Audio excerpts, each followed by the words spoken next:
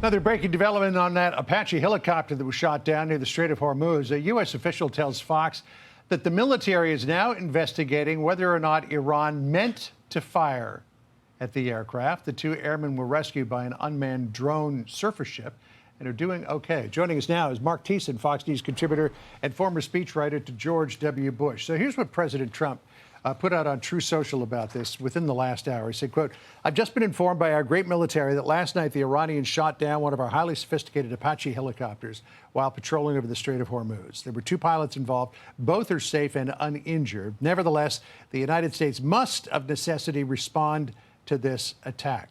General Arnold Punaro was here saying he thinks that the president should respond not in kind, but really bloody the Iranian regime for doing this. But now the U.S. is saying, oh, maybe they didn't mean to do it. Yeah, please.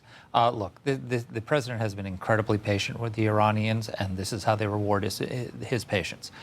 This has to be a decisive attack. It's not proportionate. I agree. It can't be a pinprick strike, and the goal should not be to bring them back to the table.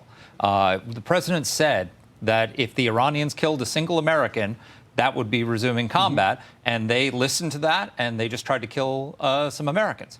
The message couldn't be clearer. This regime is not interested in cutting a deal. There is no Iranian Delcy Rodriguez with whom to cut a deal. No. The president has tried this. It's not working, and I think he needs to go and finish the job. So back to this idea of whether or not they meant to shoot it down. Apparently, they hit the Apache with a drone.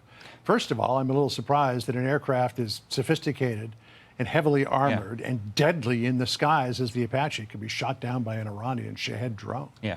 But, I mean, how do you accidentally shoot down a helicopter with a drone? I mean, the drone was aiming at something. Yeah, or accidentally fire on U.S. bases in Iraq, or accidentally fire accidentally hit the Kuwait they've been firing it. They've been Airport. taking target practice at us for weeks. We've just been stopping the attacks. This is the first one that's gotten through. This is not just a single, incident in a sea of tranquility. This is an incident in a sea of escalating attacks. Not to mention them working with Hezbollah to attack Israel. The Iranians are telling us where they stand. When someone tells you where they stand, take their words seriously. And here's the thing: President Trump, when he started the ceasefire, he was about 10 to 14 days away from finishing his target list that he had given to Admiral Cooper. The target list is expanded a little now because the Iranians took a bunch of ballistic missiles that they had buried and dug them out so that they could use them again. Finish the target list.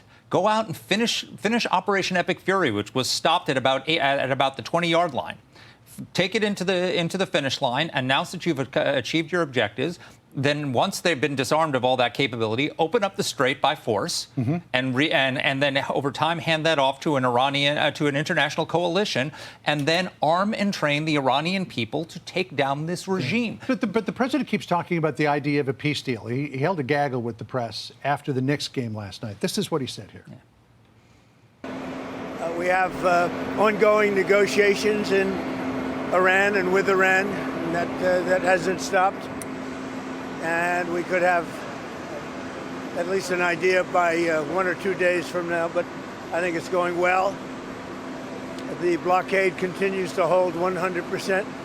Nothing is getting through our blockade. No oil, no income, no nothing. So the president has been saying we're close to a deal for weeks now. Do you see anything that resembles a deal? He's incredibly patient. He's also been trying to do the same thing with Vladimir Putin in Ukraine, and it hasn't come to anything. The problem is, as great a deal maker as Donald Trump is, you have to have a negotiating partner who's willing to make a deal with you.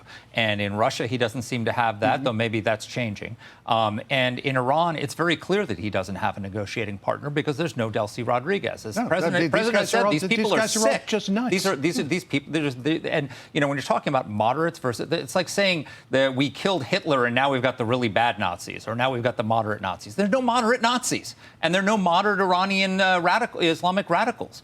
And so you have to finish them militarily. And quite frankly, what's dangerous for the Republican Party going into the midterms is having this muddled situation going into the midterms. It has to end decisively in some way. Either a deal that's really good, or it has to be ended militarily, and it's got to happen soon. Does the president need to give Israel free rein for decapitation strikes again? I think they should. Look, if you've got people, these leaders that we've been negotiating with, their lives, they were taken off the target lists, and their lives were spared in order to negotiate a deal. If they're not going to negotiate a deal, then take them off put them back on the list and take them out. All right. Well, we'll see if the president was listening to you. I hope so. All right, thanks, Mark. Sandra? All right, thanks for watching. Check out my new podcast, Hanging Out with Me, Sean Hannity. The big interviews, the debates you won't get anywhere else. Like and subscribe for new episodes every Tuesday and Thursday.